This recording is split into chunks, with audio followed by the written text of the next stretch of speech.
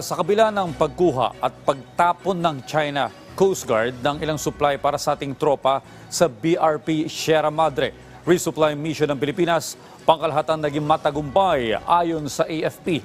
Hukbong sandatahan ng Pilipinas, marinding itinanggi na nanutok ng baril ang ating mga sundalo doon. Si Patrick De Jesus sa sentro ng Balita Live.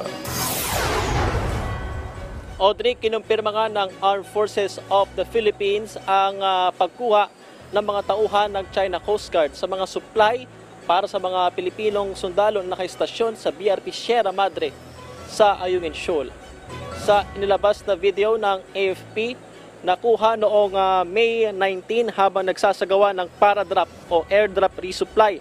Makikita ang naging konfrontasyon sa pagitan ng mga tauhan ng China na nasa rigid hull inflatable boat at mga Pilipinong tropa ng BRP Sierra Madre matapos ngayong agawan ng supply.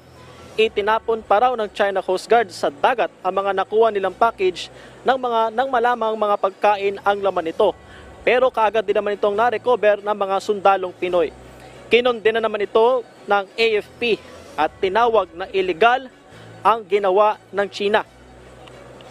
We have to perform our missions in a peaceful manner, no? Kaya nga naisip na natin na mag-airdrop na lang at least para walang resistance. Wala na yung harassment na nangyayari sa dagat, no? Pero still, nakita niyo sa video, ganun pa rin eh. Ganun pa rin. Ayaw tayong tantanan. They lack common sense. We could not airdrop construction materials. Their narratives is that they do the blocking because of construction materials. I would like to point out that they have zero common sense. You will see that what appears there is all food stuff. Muli ring itinanggi ng AFP ang paratang ng China Coast Guard na nanutok ng baril ang mga tauhan ng BRP Sierra Madre. Sabi ng AFP, ang mga hawak na armas sa mga sundalong Pinoy ay para proteksyonan ang kanilang sarili kung may iba pang mangyari. Bagay na hindi nila madalas gawin, maliban na lamang noong naturang insidente, Audrey, kung saan lumapit ang inflatable boats ng China ng 5 hanggang 10 metro lamang ang distansya mula sa BRP Sierra Madre. Of course, this was a cause of alarm, no? So our soldiers, as a precautionary measure, held on to their firearms. It's part of the rules of engagement, lahat yan, no? That whenever you see imminent threats coming to your way, syempre maghanda ka naman, no? Hindi pwedeng hindi ka handa in case something happens.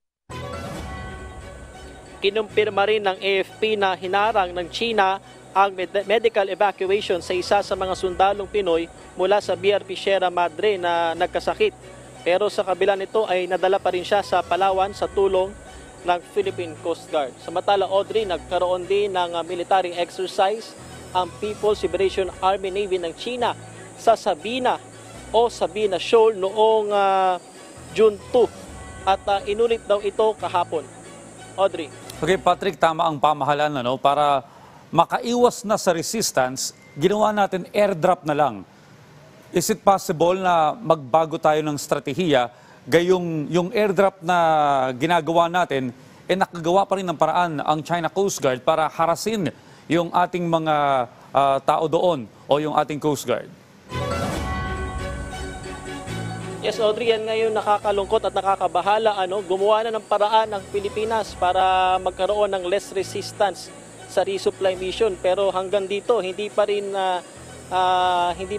tumigil yung China sa pangharas sa mga sundalong Pilipino, kung saan lumapit pa nga sila ng 5 hanggang 10 metro lamang, Audrey, mula sa BRP Sierra Madre. At yung gun pointing itinanggihan ng Armed Forces of the Philippines. Although nung insidente na yon, Audrey, ay humawak ng armas yung mga sundalong Pilipino bilang bahagi nga ng self-defense, dahil biruin mo, 5 to 10 meters, ganun lamang kalapit yung mga rigid hull inflatable boats ng China mula sa BRP Sierra Madre. So Audrey, patungkol naman sa tanong mo, yung airdrop resupply, bahagi na yan ng operational mix na tinatawag ng AFP sa mga resupply mission para nga masiguro na naibibigay yung mga kinakailangan supply para sa mga tropang Pinoy na nakaistasyon sa BRP Sierra Madre sa Ayungin Shoal. Pero Audrey, lahat naman ng paraan ay gagawin pa rin ng AFP at hindi raw sila matitinag sa kabila ng mga harassment ng China.